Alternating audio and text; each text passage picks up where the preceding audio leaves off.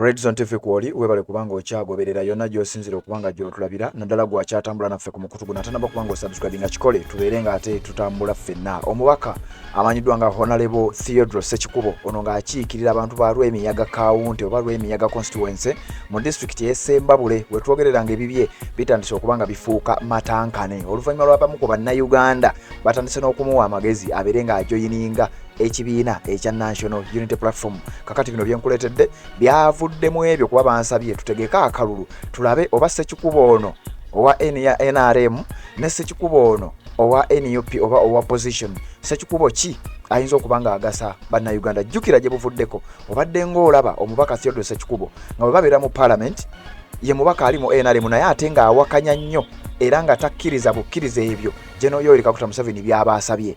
Theodore Ssekikubo emirundi mingi nga bwe nakunnyonnyodde mu lutambi lunakukoledde olunaku olwajjo azze ng'ayimirira ne bannayuganda ku nsonga ez'enjawulo, azze ng'ayimirira n'aba opposition ku nsonga ez'enjawulo naddala mu palamenti y'eggwanga erya Uganda. Kakati abantu beebuuza ku Theodore Ssekikubo abadde ayamba ng'ayimirira ne bannayuganda ng'ali mu NRM ne Theodore Ssekikubo agenda oba ayinza okuyimirira ne bannayuganda ng'asaze eddiiro nadda ku opposition aliwa Ssekikubo agenda okubeera ng'akusingira. Bino nkugambye kabadde kalulu kalondeddwa era ngenda kuwa ebyo ebyavuddeyo mu kalulu ke twategese nga bw'okimanyi nti ku mukutu guno gwa Red Zone TV tutegeka obululu obw'enjawulo era ne buba nga bulondebwa gwabadde ng'akimanyi era zinga atambula naffe kakasa ng'okitegeera bulungi nnyo mu kalulu akategekeddwa kenjagala okuba nga nkuwa ebyavuddemu ate ng'olunaku olwaleero tugenda kuwa programu namba ku bululu obw'enjawulo bwe twategese kubanga eno weekend twasazeewo kubanga tukuleetera polls nga bwe zinaabanga zitambudde. Twategese buli constituency gy'omanyi ng'eriko olutalo lwa kaadi y'ekibiina ekya National Unity Platform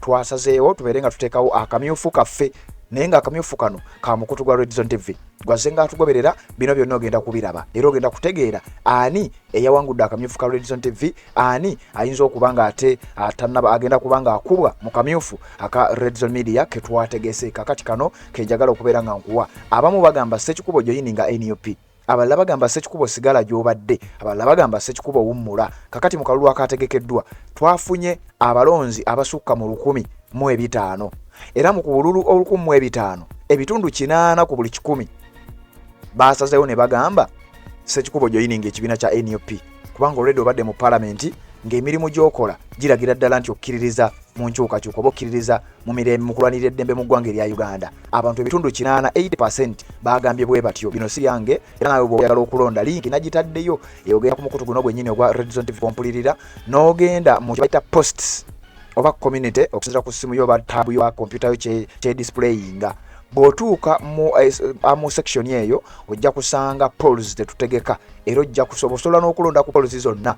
Waliwo akalulu akagenda mu maaso aka Kampala 1MP omukyala Sarabika ne Shamim Mayende osobola ogenda naawe wendo n'olonda.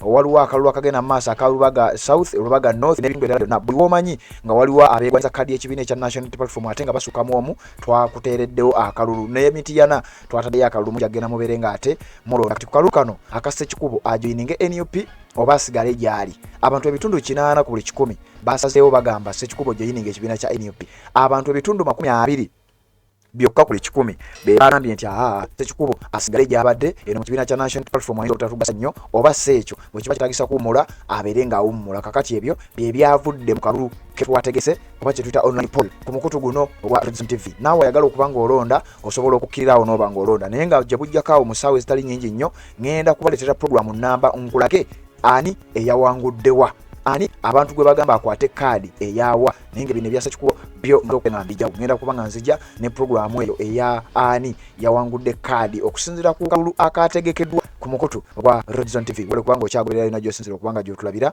ate naba kubanga osubscribinga kikole kirira wansi awo olaba ekigambo subscribe kikwateko kwata kade ka notification kakuyamba okubeera omu ku abo abasooka okumanya buli tubattaddeyo ate tubeere nga tutambula ffenna. Kanzije ne updates eziddako nga bwe nkugambye ngenda kuba nga nkuwa obululu pressure yeeyongedde naddala mu beegwanyiza kaadi ey'ekibiina ekya National Unity Platform byonna ngenda kujja nabyo kanzije ate mbeere nga mbikutuusako.